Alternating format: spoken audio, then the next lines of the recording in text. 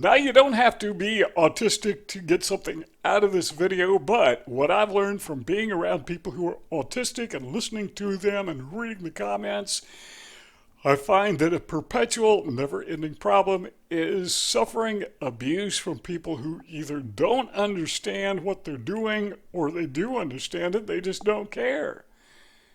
And I got to ask myself, and I do frequently, how do you deal with these people? We've talked about some of these things before, but let's take it from a different perspective.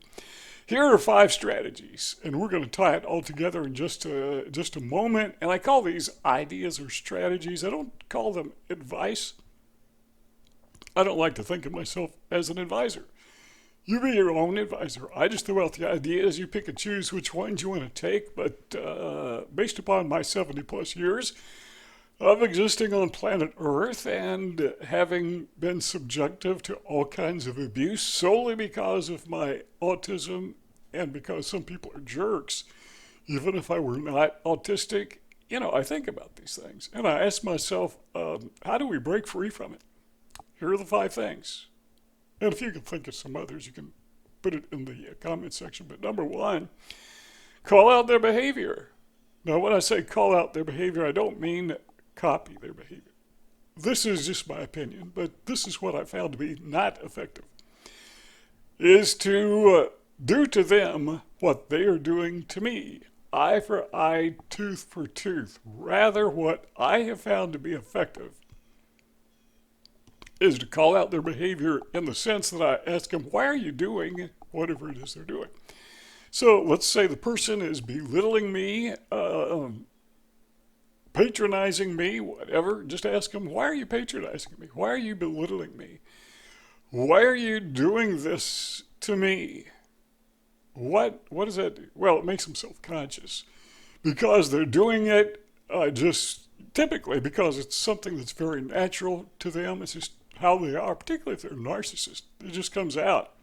They don't even think about it. Well, now you're getting inside their head and you're making them think. And if you frame it as a question, they can't help but to answer the question in their mind. Why am I doing this? Because I'm a jerk. That's the answer. It's going to echo inside their gray matter. So, I like to call out their behavior. I like to frame it as a question. Why are you belittling me? Why are you belittling other people? Why are you criticizing other people? Why are you calling people arrogant? They do that. They think everyone's arrogant but them, which is very arrogant. So again, don't copy them. Maybe sometimes you could use a little sarcasm when you copy them, so they'll know it's not tit for tat. Number 2 is disengage, and by that I mean no tit for tat in the sense that you exchange insults or barbs with people because that's what they want you to do. When they want to push your buttons, they want to trigger you.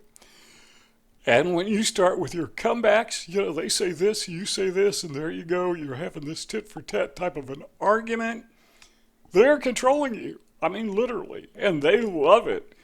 And you may not even think you're being controlled. It's kind of like a tug of war. I don't want a tug of war. I want to break free. But as long as you're in this tug of war, you're being bound. You're tied to them. That's the exact opposite. I want to disengage. A tug of war where one guy gets on one end of the rope and another guy gets on the other end of the rope and they start tugging. Or maybe you have teams on each end of the rope. See who's the strongest. I don't want to pick up the rope. I just don't want a tug of war. Now, this is important. When it comes for tit-to-tat, there are studies that I've read in which we find that if you respond to people in kind, that seems to be very effective. But I'm not talking about exchanging barbs here. I'm saying people are kind to you, be kind to them. People who act like jerks, don't be kind to them. One of the flaws that I have, I've always had, is I try to signal to people that I'm a nice guy by being nice to them. The way that I control bullies, the way that I control abusers, which doesn't work, is I try to be nice to them because in my way of thinking, which is flawed, but in my way of thinking, they will reciprocate. If I'm nice to them, they'll say, this is a nice guy. There's no need to be abusive. I will reciprocate and be nice to him right back. Sometimes that works. A lot of times, instead of saying, this is a nice guy, I don't feel threatened by him, I will be nice to him. Instead, what they think is, this is a soft spot. This guy's vulnerable. I don't even have to worry about him reciprocating my abuse.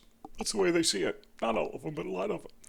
So tit for tat doesn't mean that you overlook their abuse. I recall listening to a podcast, a psychologist was talking about her days in, I think it was like a residency program, and there was one really obnoxious, narcissistic, psychopathic woman who was just a jerk. Okay, there are stronger terms than jerk, but this is a G-rated channel. We'll say jerk. And the psychologist wondered, as a young student, why everybody put up with that. Nobody would stand up to this woman because it was just easier to let it pass. That's where trauma bonding begins. So I'm not saying, exchange barbs, but it is okay to stand up to people. You don't have to try to win them over by your kindness because it's not going to work.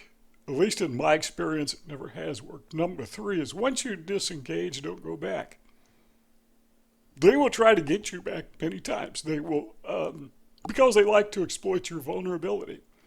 So they'll see you in a moment of weakness, where maybe you don't have a lot of friends rallying around you, or maybe you're depressed, or maybe they've seen others who have abused you, and they may decide, okay, I'm going to befriend this guy. Love bombing.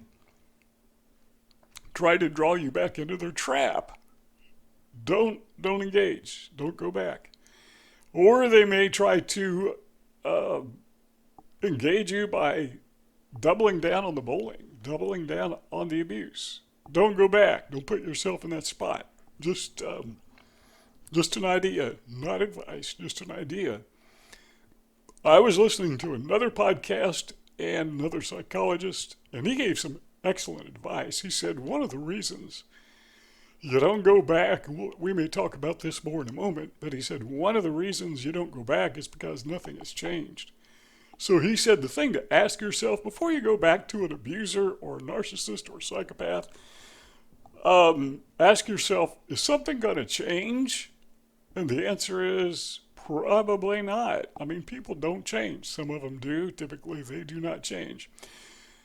And I found that I've been very ineffective in changing people. I just simply acknowledge they are the way they are and respond accordingly. How hard is that? Well, it's really not hard unless you're one of these people like me who wants to be a nice guy all the time. Number 4 is sometimes this is an idea. I don't do this much, but agree with them using sarcasm. So let me give you an example. Let's say somebody says, accuses you of being dumb. Yeah, I'm really dumb. Yeah, I'm dumber than you. I'm dumber than everybody. You, however, are very smart. Okay, you're agreeing with them, but you're using sarcasm. I saw this work once, not exactly agreeing with them, but there was this woman, good person, wonderful woman. She just had this thing where she liked to be a backseat driver. It didn't matter. Whoever was driving, she would tell them how to drive, where to turn, which lane to be in, how fast to go, how slow to go, where to park, how to park. And I remember someone else was driving, and I was in the back seat. She was in the front seat, being the backseat driver. And the guy just kind of said, all these years, I've managed to drive without you in the car. How did I do it? It being sarcastic. So if you want to agree with him, you would do what he did, and you would say something like, I really am a bad driver. I wish you had been with me every day, every time I get behind the steering wheel, so I wouldn't have so many problems. Okay, it's kind of obvious. He's being sarcastic in that imaginary scenario. But that's an idea. I very seldom use it. It's something just to throw out there, put it in my notes. Number 5 is question yourself. A couple ways to question yourself is ask yourself why you are in this situation. Why is it that this person has chosen to abuse you, to bully you? Typically, the answer is because they're a jerk. G-rated channel. That's the strongest term I'm going to use. But a lot of times they do it because they're jerks. And you say, well, it's because I'm autistic. Well, don't blame yourself. There's nothing wrong with being autistic. There is something wrong with abusing people who are autistic. So don't blame yourself for being autistic. Blame the abuser for being an abuser. Yeah.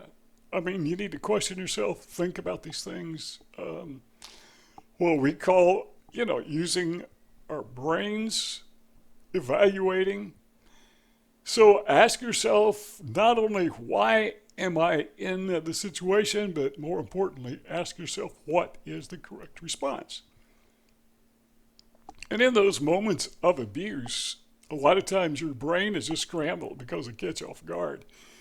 And you don't know what to do because you can't think straight. I mean, you just can't. You can't collect your thoughts. But you need to try to. And when you are being abused, if not in the moment, then maybe after the moment, what could have I done better? What should have I done better? And I think that comes naturally to most people after they've been in an abusive situation. I think it's very natural for people to rethink and rehash and ruminate about that, thinking, I could have said this, I should have said this. Next time I'm going to say that. So question yourself, what can you do? One thing that I do in extreme circumstances is I carry a video camera. You got a cell phone, you got a video camera. Throughout most of my 70 years, that option was not available. I mean, video cameras, personal video cameras, those things didn't exist until a few years ago. I mean, much of my adult life, nobody knew what a video camera was outside of a TV studio or a movie set. Those types of consumer video cameras didn't exist. Now they're everywhere. Everybody's got one. A lot of people got more than one. So why not use it? And I got to tell you, that has worked for me several times. So question yourself by asking, how did I get this spot and what is my response, best response? Let's tie all this together. And I've said this in other videos, but the mantra, don't let them see you sweat, falls short. A better mantra, a better practice, in my opinion, is don't sweat.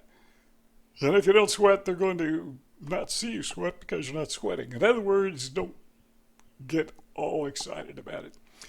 Don't get tense. Don't be anxious. Don't get stressed out. Easy to say, hard to do, but just keep calm, because when you're calm, your thoughts are collected and you can correctly evaluate and you can make effective change. So the way to tie it all together, what we're talking about in general, is just keep calm and deal with these people in a rational, reasonable way. And I think you find it works.